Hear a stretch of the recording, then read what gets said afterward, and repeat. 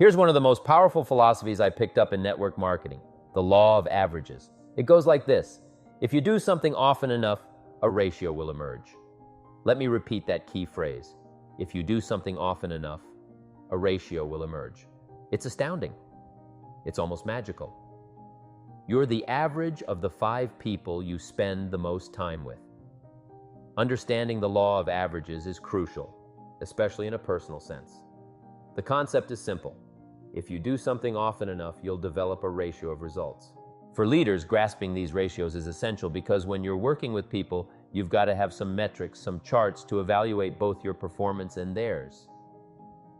Let's talk about what we mean by ratios. Say you're in sales, just starting with a company, and you're out there representing a product or service. You talk to 10 people, and 9 say no, while 1 says yes. We call this your opening ratio. You might think, that's not a great ratio. But hold on, it's your starting point, your opening ratio. At first, don't worry too much about the numbers, just focus on getting some activity going. Let's call it what it is. 1 out of 10. Here's where it gets exciting. Once a ratio starts, it tends to continue. This is something every leader needs to understand to avoid frustration. If you talk to 10 people and 1 says yes, then you talk to 10 more. The chances are excellent that you'll get another one. Talk to 10 more and chances are you'll get another. It's almost uncanny. I can't fully explain how it works, but I know it does. There are plenty of things in life where you don't need to know the mechanics, just the results. It's like this. Some people spend their time studying the roots while others are busy gathering the fruit. It just works. And it's a fascinating subject, the law of averages. Salespeople, entrepreneurs, and all successful people know that to increase your wins, you've also got to increase your losses. When it comes to relationships, we are greatly influenced, whether we like it or not, by those closest to us. It affects our way of thinking, our self-esteem, and our decisions. In baseball, we call it a batting average.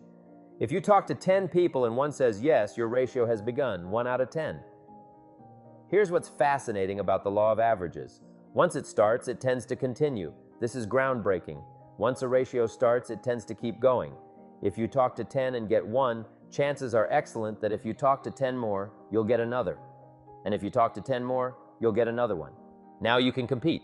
Even if you only get 1 out of 10, you can compete with someone who can get 9 out of 10. Suppose you've been in the game for a while and can get 9 out of 10. I'm just starting, and I can only get 1 out of 10. If we have a 30-day contest, I'll beat you. You might wonder, how could I beat you? Here's how. During those 30 days, you talk to 10 and get 9. I talk to 100 and get 10. I beat you. Isn't that clever? This is sharp thinking, and I do it for 2 reasons. First, I sincerely want to win. But I also do it for another genuine reason. I want you to lose. And that's noble on my part. Here's why it's noble. You learn more by losing than by winning. So I want to give you that experience. Now here's how I do it. Once I grasp the law of averages, I realize that when I'm new, I can make up in numbers what I lack in skill.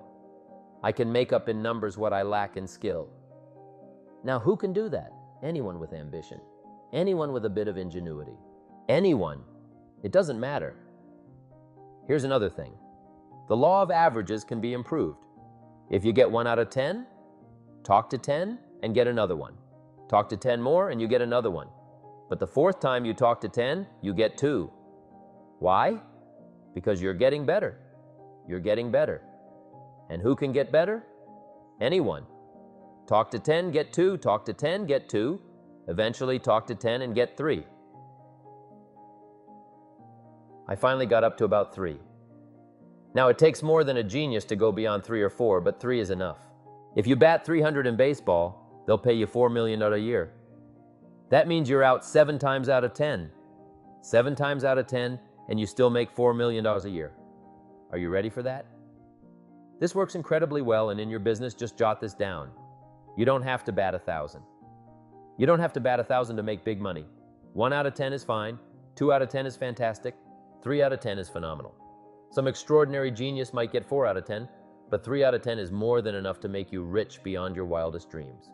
This is how I approach my friends, neighbors, and relatives when I first started recruiting. I said, look, I've got a new business, and I'm getting about 3 out of 10 to join. And I didn't mind if they just came to the meeting and were one of the 7 who didn't. It didn't matter. They were my friends, and they'd do me a favor. It wasn't important to me whether they liked it. It wasn't important whether they joined. It wasn't even important whether they bought anything. What mattered was that they listened. One reason I wanted them to hear the story was that a year from now, if I was doing well, I didn't want them saying, "How come you never picked up the phone a year ago? I never got a letter, never got a call. You call me a friend, and you're making all this money. You never picked up the phone." I didn't want that to happen. So for 2 reasons, I wanted them to see what I was doing, so that a year later, if I was doing well, I could say, I gave you the opportunity. But also, just as a favor, I needed them to be one of the 7. It didn't matter if they bought or joined, but I needed 10 to get 3. And if they were one of the 3, wonderful. If not, it was fine. It might matter to them, but it didn't matter to me. Well, it mattered to me because we were friends, but it didn't matter in terms of my averages. So if you decide to get rich, just learn the law of averages, and you're on your way. Now here's the second law that changed my life forever. In network marketing, I learned the law of sowing and reaping. Embedded within the law of sowing and reaping is the story of the law of averages. Jot this down. The story of the sower comes from the Bible. Now, I'm no Bible scholar, but this story is so practical. Here's what it says, and take notes, because the details are where the drama lies. The sower was ambitious. He was ambitious. When you read the whole story, you'll conclude, yes, this was an ambitious sower. And here's the second thing. He had excellent seed. The sower had excellent seed. That excellent seed could be an excellent opportunity, an excellent product, an excellent story. So we've got an ambitious sower with excellent seed. But now, here's the rest of the story for your benefit and the drama of your life, so you can understand things better. Learning some of this is how I became wealthy by the age of 31.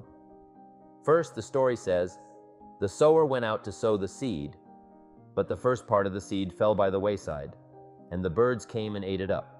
So jot this down. The birds are going to get some of the seed. The birds are going to get some of the seed. Now you might ask, what does that mean?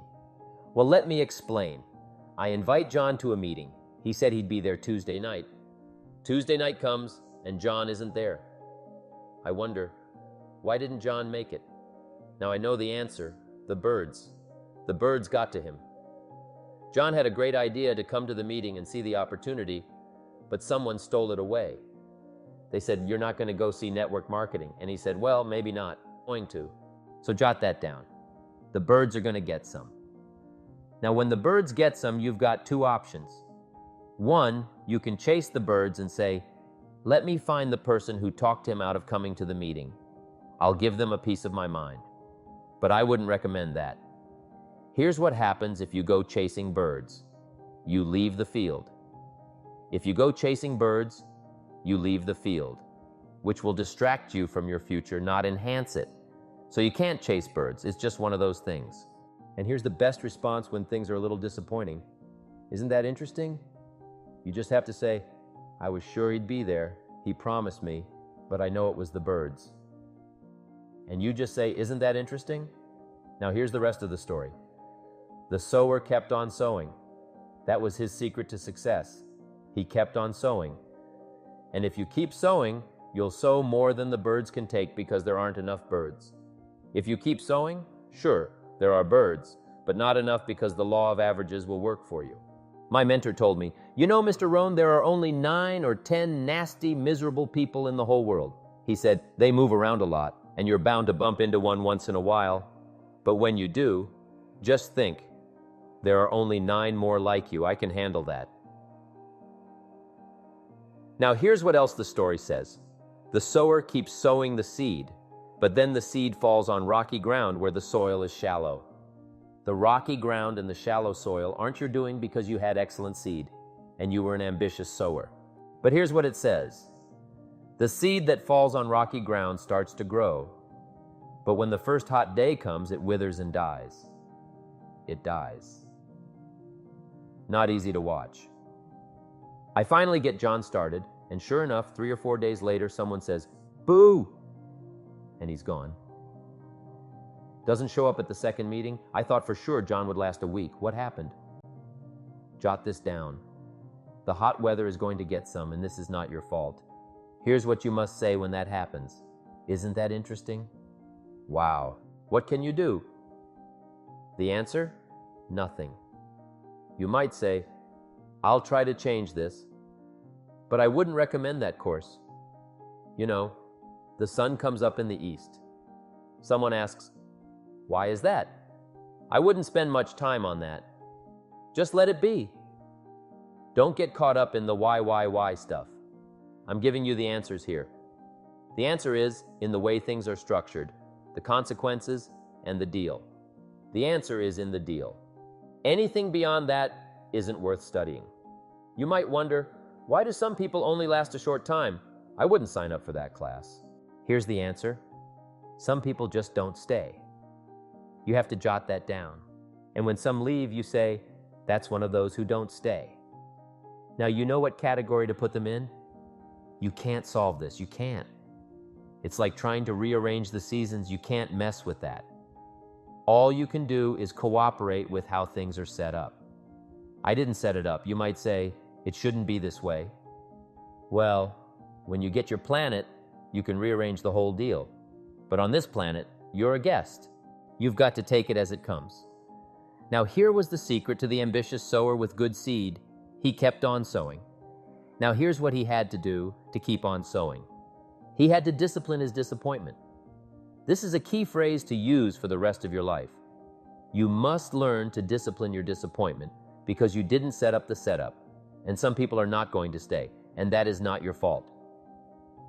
Now, if you made some serious mistakes and ran them off, that's different. In that case, you're responsible. But if it's just in the normal course of things, this is how it is. Now, here's what it says. The sower keeps on sowing, and then the seed falls on thorny ground. Someone might ask, how much of this do you have to go through? Well, hang on. It's not the end of the story yet. Now the seed falls on thorny ground, and the little plant starts to grow again. But then the thorns choke it to death and it dies. So jot this down. The thorns are going to get some, and that's not your fault. What are these thorns? The story even calls them little thorns. The little cares, little distractions, little somethings. Who knows what all they are? I say, John, we had a meeting last night. You weren't there. John says, well, I can't make every meeting. I ask, why not? You're part-time. He says, well, the screen door came off the hinges, and you just can't let your house fall apart. You've got to fix things up. And I can almost hear the thorns choking. He says, some extra trash piled up in the garage. You can't let mountains of trash take over. You've got to keep your trash hauled out. People let little things cheat them out of big opportunities. People let little things cheat them out of big opportunities. And you feel almost helpless. What can you do about that? The answer? Nothing. You might wonder, why is this happening? I'm asking you not to sign up for that class. Don't sign up for the why is this fun class. It's just the way it is, like winter follows fall and spring follows winter. So understand this, the thorns are going to get some. But now here's the good news. Let's finish the story quickly. The sower keeps on sowing. The seed keeps on being shared. The story keeps on being told. Yes, the invitation can become more powerful for me as it was a year later than it was in the first month. Because now I can say, I'm making twice as much money part-time as I did in my full-time job. Yes, the story can be more powerful, but the law of averages will still apply. But here's what the story says. Finally, the seed falls on good ground. Finally, the seed falls on good ground. But here's the key. The sower didn't stop. He kept sowing, and eventually, the seed fell on good ground. And when it did, it produced results. Some 30%, some 60%, and some 100%. That's the law of averages at work. If you share a good idea often enough, it will fall on good ground. Yes, you'll have to go through the birds, the rocks, and the thorns, but if you keep going, you'll find good ground. As a leader, remember this: some people will be 30%ers, some 60%ers, and a few will be 100%ers. Your job is to keep sowing, keep working with what you have, and trust the law of averages. Eventually, you'll find those 100%ers.